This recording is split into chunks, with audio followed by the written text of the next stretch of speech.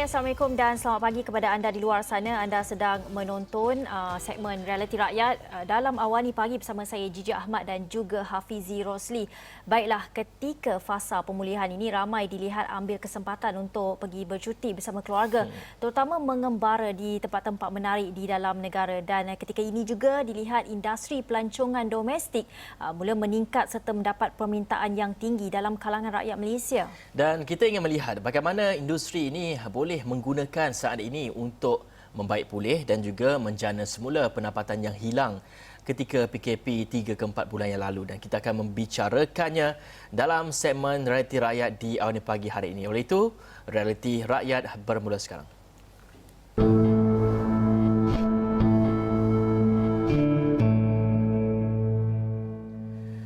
Baik, selain melihat bagaimana untuk menggunakan peluang, salah satu cabang yang boleh digunakan oleh pemain industri pelancongan ketika ini adalah memperkasakan pelancongan secara digital. Dan dalam masa yang sama juga, buat julung kalinya satu acara atas talian iaitu mytravelexpo.com akan dianjurkan pada 22 hingga 23 Ogos menghimpunkan pemain industri dan juga menarik pelanggan untuk mencari pakej percutian mereka secara atas talian.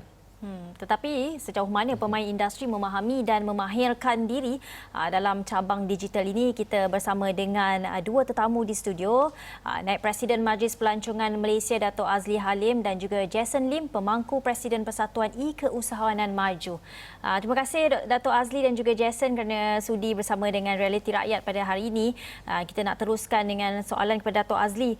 Apa mungkin status pelancongan domestik ketika ini sejak Perintah Kawalan Pergerakan Pemulihan diumumkan yang membolehkan kita merentas negeri, Datuk? Ya, terima kasih Gigi dan Fizi. Okey, sebenarnya umum semua sudah mengetahui kan bahawa industri pelancongan di negara kita terjejas teruk akibat daripada pandemik COVID-19. Jadi kita melihat bahawa di sebalik isu itu yang terjadi, sebenarnya ada hikmah di sebaliknya. Yang mana kalau kita tengok, industri pelancongan adalah antara industri yang paling awal terjejas akibat daripada PKP ataupun COVID-19 ini. Dan kita melihat bahawa penggiat industri pelancongan ini memang dah begitu lama sengsara, ya, lebih kurang 3 bulan lebih akibat daripada penutupan rentas sempadan. Dan sebenarnya industri pelancongan ni dia melibatkan pergerakan. Kalau tidak ada pergerakan, maknanya tidak adalah aktiviti pelancongan. Jadi dengan adanya kebenaran ataupun kelonggaran daripada pihak kerajaan untuk membenarkan pelancong ataupun masyarakat negara kita untuk merentas sempadan, maka aktiviti pelancongan tu dilihat dapat kita hidupkan kembali. Yang mana kalau kita tengok seminggu dua ni, kebanyakan hotel-hotel pun dah banyak ditempah, pusat-pusat peranginan, tempat-tempat rekreasi, semuanya menerima kehadiran pelancong. Dan ini alhamdulillah kita amat bersyukur sekali kerana dengan situasi semasa sekarang ni, industri pelancongan yang kita nikmati ketika ini, kita sebenarnya amat berterima kasihlah kepada semua pihak yang mana dapat menjayakan aspirasi pelancongan dalam kita nak menghidupkan semula ni industri pelancongan yang telah lama terjejas. Dan kita percaya dalam seminggu dua ni dan pada masa-masa akan datang, industri pelancongan domestik itulah yang kita harapkan dapat membantu sektor pelancongan kita dalam menjana pendapatan ekonomi negara. Itu dia. Datuk, kalau kita lihat setelah lebih daripada 3 bulan saya kiranya pelancongan tidak ataupun boleh dikatakan lumpuh disebabkan oleh PKP dan sebagainya, dan ini satu lagi tinjauan daripada Kementerian Pelancongan, Seni dan Budaya MOTEP menerusi Tourism Malaysia yang melakukan tinjauan persepsi rakyat Malaysia yang mengatakan lebih 50% rakyat Malaysia percaya melancong dalam negara lebih selamat selepas PKP. Dan kita juga ingin kongsikan ini petikan daripada artikel yang kita kongsikan di laman web kami di extraordinary.com, dan di mana menterinya Datuk Seri Nancy Shukri berkata daripada tinjauan itu lebih ataupun sebanyak 50.9% responden percaya bahawa melancong dalam negara lebih selamat selepas PKP. Dan kegusaran pelancong-pelancong ataupun rakyat Malaysia untuk melancong pada ketika ini ada dua dua perkara yang kita perlu lihat. Pertama adalah dari segi melihat kepada keselamatan kesihatan mereka apabila mereka melancong, dan kedua adalah melihat kepada duit poket mereka sendiri. Ada yang tidak mungkin tidak dapat menjana pendapatan semasa PKP dan sebagainya. Dan kita ingin melihat dari segi persepsi ini yang mengatakan bahawasanya rakyat Malaysia percaya untuk melancong dalam negara. Bagaimana peluang yang boleh diambil oleh pemain-pemain industri untuk mempergiatkan lagi, untuk memperkemaskan lagi produk-produk mereka, perkhidmatan pelancongan mereka, supaya keyakinan ini dapat terus mereka jana pendapatan mereka itu. Ya, memang betul apa yang telah kajian yang telah dilakukan oleh pihak Tourism Malaysia melalui 13,000 lebih responden untuk meninjau sejauh mana kepercayaan rakyat Malaysia untuk melancong di dalam negeri berbanding dengan melancong ke luar negara. Ini diambil kira daripada segi faktor keselamatan dan kebersihan tempat-tempat ataupun destinasi pelancongan yang kita ingin tujui itu. Dan saya sendiri pun sempat minggu lepas dan beberapa minggu sebelum ini meninjau ke beberapa lokasi pelancongan. Minggu lepas saya bersama dengan Yang Mohd Menteri Pelancongan sendiri menaiki kereta api ETS untuk ke Perlis untuk meninjau dan bagi menyemarakkan lagi industri pelancongan kita. Dan kita lihat daripada segi SOP-nya, daripada segi kawalan kebersihannya, khususnya dalam pengangkutan awam kita naik kereta api ataupun ETS, bagaimana daripada segi penjarakan sosial dia, daripada segi susunan mungkin dalam kereta kedudukan kerusinya dan juga di hotel sendiri. Saya sempat pergi satu hotel di Ipoh yang mana setiap biliknya disanitasi bersih dan di pintunya dilekatkan stiker. Maknanya bila pelancong ataupun tetamu hotel tu nak masuk ke bilik tu, maknanya hotel tu dah disanitasi. Makna tempat-tempat yang selalu kerap disentuh oleh tetamu akan disanitasi. Dan ini bagi memastikan pelancong ataupun tetamu yakin dengan kebersihan yang ada di tempat-tempat berkenaan. Begitu juga di restoran-restoran, khususnya di restoran di hotel, mereka membuat mengadakan penjarakan sosial daripada segi kedudukan kerusi mejanya, daripada segi buffet makanannya, dan kerusi pinggan mangkuk juga dibersihkan dengan air panas bagi menjamin kebersihan. Dan ini kita dapat lihat benda-benda ni sebenarnya kita memerlukan sokongan daripada industri player itu sendiri. Kalau rakyat kita nak pergi melancong, mereka ingin memastikan tempat yang mereka tuju itu bersih, selamat dan menjamin mereka tidak terkena apa-apa penyakit yang berkaitan dengan COVID-19 ini. Dan saya percaya dengan usaha-usaha yang telah dan akan dijalankan oleh pihak-pihak berkenaan, khususnya pihak hotel dan pengusaha produk pelancongan, kita sebenarnya mampu meyakinkan rakyat Malaysia untuk melancong ke dalam negara. Sebab apa sekarang ni kita tidak buka lagi pintu sempadan untuk menerima pelancong daripada luar negara. Dan pelancong dalam negeri inilah, domestic traveller ni, pelancong domestik inilah yang kita harapkan dapat keluar daripada rumah mereka untuk melancong. Kalau mereka tak keluar daripada rumah, mereka tak yakin dengan apa yang ada di destinasi, dengan keselamatan atau kebersihan yang ada di destinasi pelancongan mereka, bagaimana kita nak menarik mereka untuk datang melancong ke pusat-pusat pelancongan. Ya, okey. Bercakap pasal menarik orang ramai ataupun pelancong ini keluar melancong dalam negara sendiri. Ini yang kita sebutkan tadi, Malaysia Virtual Travel Expo 2020 yang bakal diadakan 22 hingga 23 Ogos. Jason Lim, kalau kita nak lihat sebagai penyelaras platform digital ataupun platform Virtual Expo ni, boleh terangkan sedikit apa yang dimaksudkan dengan expo secara virtual ini? Selalunya kebiasaan kita akan pergi sendiri, macam Mata Fair semua, turun sendiri ke dewan-dewan untuk melihat macam mana exhibition hall ini diadakan semua. Tapi bagaimana virtual expo ini sebenarnya? Ya, sebenarnya actually ini virtual ini macam kita tak perlu pergi physical tempat itu, beli tiket ke apa ke, macam kita buat pelancongan expo. Dan dekat macam online lah. Online kita ada 3D punya booth, kita ada 3 design.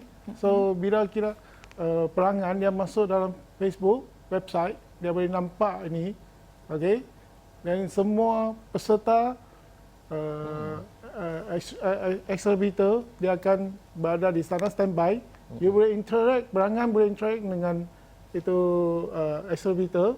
Dia akan terang lebih lanjut apa yang dia orang package dia orang. Okey. So ini akan meningkatkan hubungan pelanggan dengan exhibitor. Okey. Dan kita harap dengan cara ini kita boleh memberi peluang kepada pelancong-pelancong kita di Malaysia untuk dapat package yang berbaloi, boleh dapat berlancong di dalam negara kita. Baik, saya tengok amat menarik dari segi bagaimana mereka menunjukkan ini adalah salah satu model di dalam virtual expo ini, dan di mana jika sebelum ini kita pergi ke Dewan Exhibition Hall dan sebagainya, kita menjelajah berjalan kaki pergi daripada booth ke booth, dan kali ini hanya dalam satu laman sesawan, dan saya kira ini amat menarik sekali untuk kita ikuti. Dan kalau kita lihat kepada virtual expo ini, jika sebelum ini apa yang Gigi katakan, mungkin pemain-pemain industri hanya menggunakan ataupun menggunakan dua kaedah. Pertama adalah secara bersemuka, menggunakan platform seperti Expo ini untuk mempromosikan atau juga untuk memasarkan produk mereka. Dan kedua adalah menggunakan media sosial. Dan kali ini memang tertumpu kepada menggunakan media sosial secara atas talian. Bagaimana sebenarnya ia dapat melahirkan lebih ramai lagi pengusaha-pengusaha ataupun pemain industri untuk mahir dalam bidang digital ini dari segi untuk memasarkan dan juga untuk mempromosikan barangan mereka. Ya, sebenarnya persatuan kami ialah untuk membantu usahawan mikro mempelajari transformasi operasi perniagaan dari luar talian ke dalam talian. Okay. Dan kemudian kita harap boleh membantu mereka dari segi pemasaran model, yang boleh bantu dia orang dari segi dalam talian lah. Okey. Dan harap peserta-peserta exhibitor boleh dapat manfaat daripada apa yang kita akan buat dari virtual ini. Okey. Dan kita ada saya percaya ya yang dalam virtual ini kita buat kita boleh dapat sokongan dari pelanggan dari rakyat kita lah. Okey, baik. Banyak lagi kita nak ingin bincangkan mengenai pelancongan dan juga kita masukkan juga elemen digital. Bagaimana sebenarnya, apakah strategi terkini mempromosikan, memasarkan produk-produk dan juga perkhidmatan berasaskan pelancongan ini melalui digital. Tapi kita akan berehat dulu seketika, kita kembali selepas ini. Ya.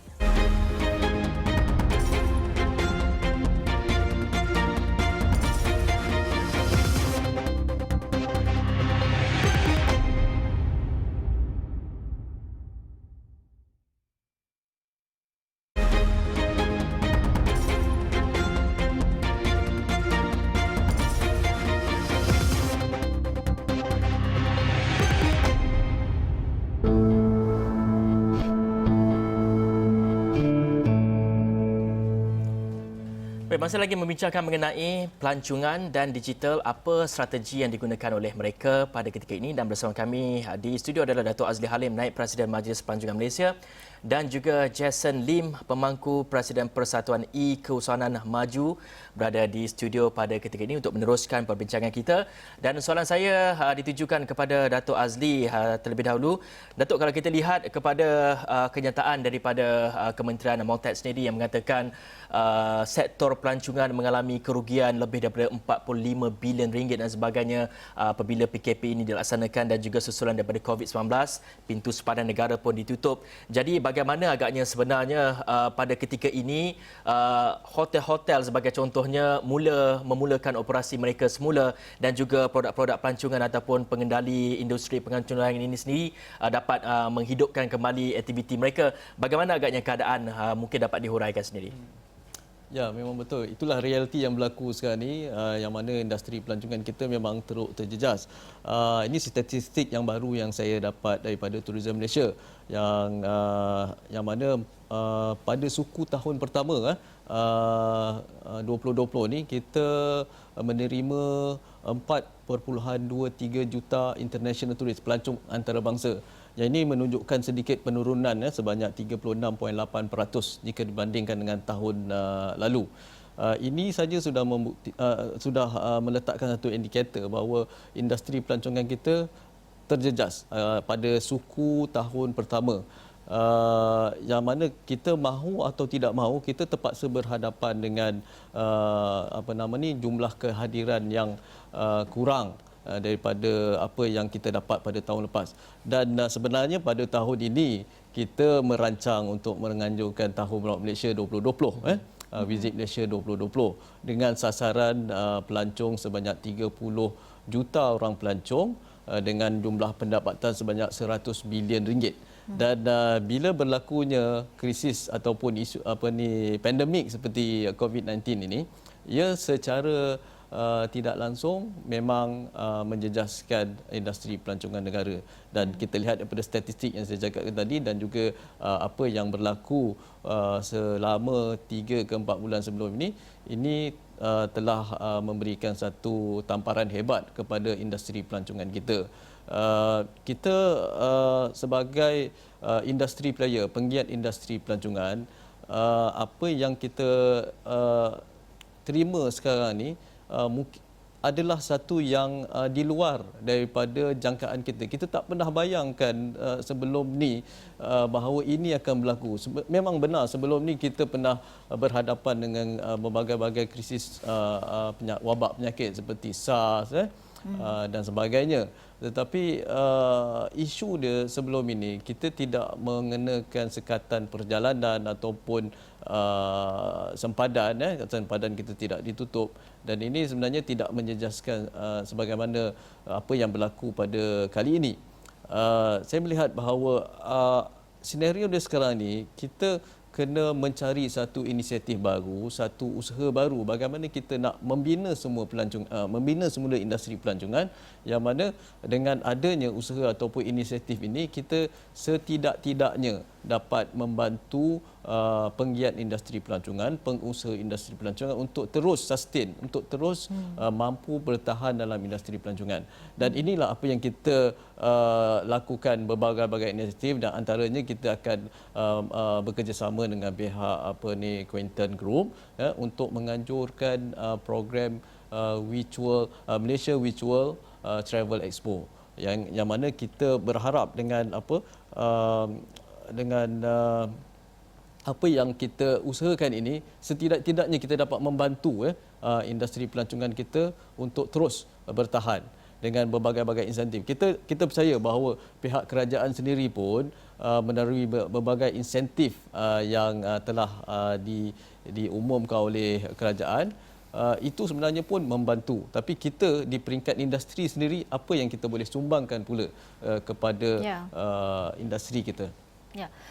Jason, melihat apa yang dikatakan oleh Dato' Azli tadi, kita lihat dengan kerjasama E-Kesusanan Maju dan Quinton Group ni mengadakan Malaysia Virtual Travel Expo 2020 ini. Kita nak tahu bagaimana sambutannya dari segi pemain industri, terutamanya penyedia produk atau perkhidmatan sektor pelancongan. Berapa daripada antara mereka yang terlibat dalam Malaysia Virtual Expo ini? Ya, acara ini telah dapat sambutan yang baik dari peserta exhibitor. Hanya sekarang ini sudah lebih 100 peserta yang berminat, yang tengah berbual dengan kita punya person charge, macam mana nak buat itu dia punya logo, video. So ada banyak lagi. Hanya harap pelanggan pada masa ini expo jam 22 hari bulan dengan 23 hari bulan Ogos, hulu-hulukan ramai akan masuk dalam web kita, Facebook kita, dapatkan, rasakan first time, macam mana kita nak tolong peserta, exhibitor dan pelanggan macam mana nak belajar, menjoy, membeli dan berhubungan melalui platform digital yang interaksi ini. Jason, mungkin boleh kongsikan juga macam mana orang ramai atau pelanggan nak melayari ataupun mengalami sendiri pengalaman baru kalau mereka pergi ke My Travel Expo ni, bagaimana nak masuk, nak join tu? Ya, memang senang. Kita akan paparkan itu Facebook punya link dekat kita punya grup, WhatsApp lah, WeChat kan, serta itu kita ada satu dekat persatuan kita dekat Facebook. You just key in persatuan Keusahanan Maju, then you will dapat semua info dalam kita punya Facebook. Banyak senang. So harap kali ini kita boleh bantu pelancongan domestik dan boleh bantu majlis MPC kita, tourism, untuk meningkatkan kesedaran dari pelanggan-pelanggan Malaysia untuk memajukan pelancongan Malaysia.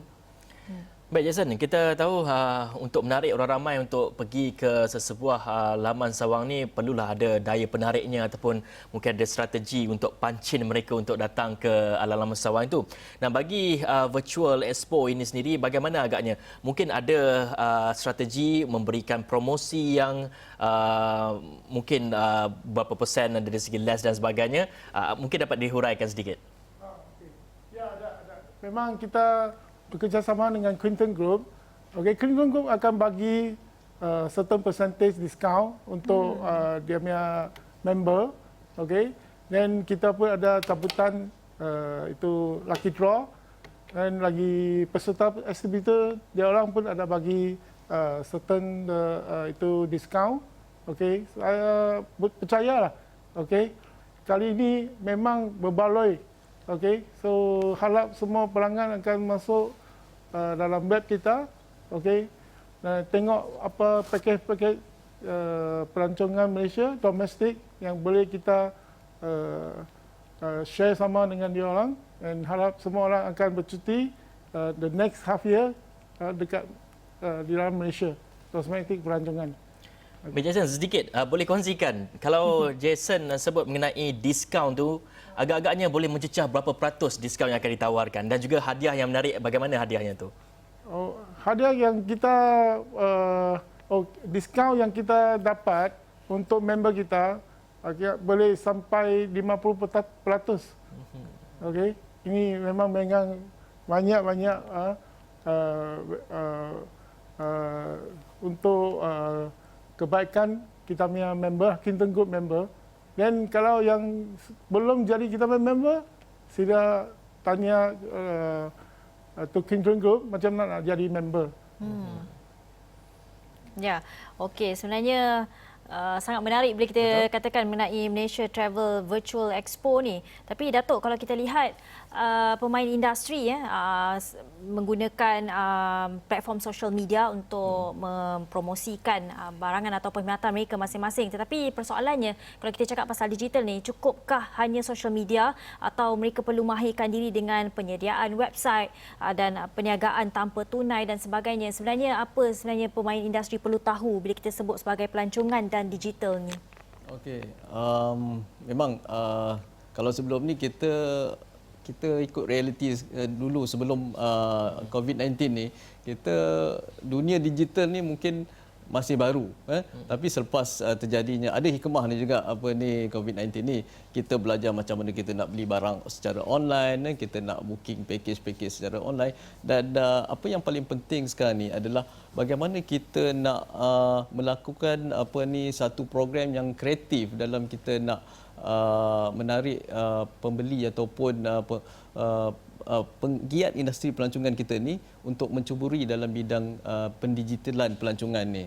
Sebelum ni kita mungkin terpaksa bergantung harap dengan platform-platform luar, platform digital luar. Tapi sekarang ni di Malaysia kita sendiri pun dah banyak platform-platform yang kita bina, khususnya untuk membantu pengusaha industri pelancongan. Dan dengan adanya program-program macam ni, kita buat Malaysia Virtual Travel Expo dan juga mungkin program-program lain, kita sebenarnya dapat menarik lebih ramai lagi penggiat industri pelancongan untuk sama-sama memasarkan produk-produk pelancongan mereka ataupun pakej-pakej pelancongan mereka secara kreatif.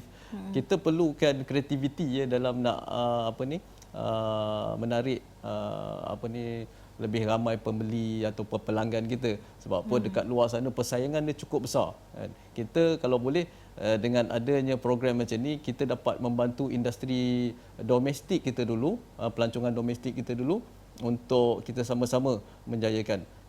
Yang mana daripada segi masyarakat semua umum mengetahui bahawa pelancongan ini melibatkan pergerakan. Jadi mungkin kalau mereka nak beli pakej-pakej tu secara online sekarang ni mungkin mereka dapat diskaun yang hebat. Mungkin dapat penjimatan yang lebih besar.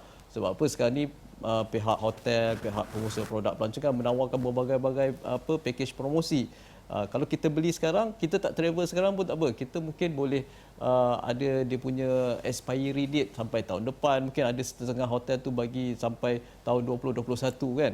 Jadi kita beli sekarang dalam program promosi sekarang ni dan kita boleh travel later ataupun melancong pada masa akan datang. Ya, Jason, secara ringkasnya ini soalan kita rasa ini antara perkara yang perlu kita highlightkan juga dalam nak menarik ramai orang yang melancong domestik. Ada pelbagai jenis pelancong ya, bukan tetapi di Malaysia kebanyakan pemain industri memberi fokus kepada package family. Bagaimana dengan pelancong yang suka melancong secara solo? Bagaimana pelancong yang suka melancong secara pasangan, sebab banyak yang menyediakan package. Mungkin Jason boleh menjelaskan mengenai perkara ini. Bagaimana kreativiti oleh pemain industri boleh mempelbagaikan package untuk menarik pelancong-pelancong, bukan sahaja pelancong yang jenis keluarga tetapi pelancong solo, pelancong pasangan ini. Jason. Ya, ada. Kita memang ada semua package untuk selain daripada family, tapi solo, pasangan, dengan cara macam tadi saya cakap, Clinton Group ada offer bagi pihak ahli dan kita ada bincang dengan itu peserta pameran untuk dapatkan lagi banyak package selain daripada untuk family saja.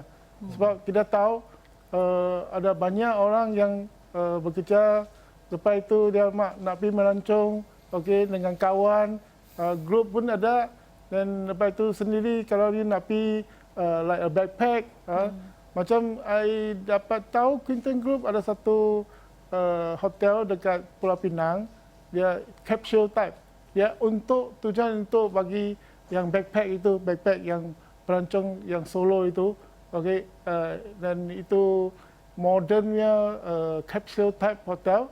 Dan tak silap I, ini dapat sambutan banyak hangat daripada luar dengan dalam negeri punya pelancong. Ya. Okey, baik, Jason. Banyak input sebenarnya kita dapat dari segi jenis-jenis pelancongan dan sebagainya. Bagaimanakah strategi yang dimainkan oleh pemain industri pelancongan ini dan juga menggunakan platform digital itu sebagai teras utama dalam tujuan untuk mempromosi pemasaran mereka dan juga mungkin sebagai dari segi pertukaran wang ataupun untuk mereka membayar dan sebagainya menggunakan cashless dan sebagainya. Itu merupakan antara input-input yang kita dapat dalam perbincangan kita pada pagi ini. Dan terima kasih kepada Dato' Azli Halim merupakan Naib Presiden Majlis Pelancongan Malaysia dan juga Jason Lim, pemangku Presiden Persatuan E-Kesudanan Maju kerana berbincang mengenai isu pelancongan dan juga digital ini. Dan dengan itu awani pagi segmen Realiti Rakyat berakhir di sini. Saya Hafiz Rosli Dan saya Gigi Ahmad. Terima kasih kerana menonton. Bye.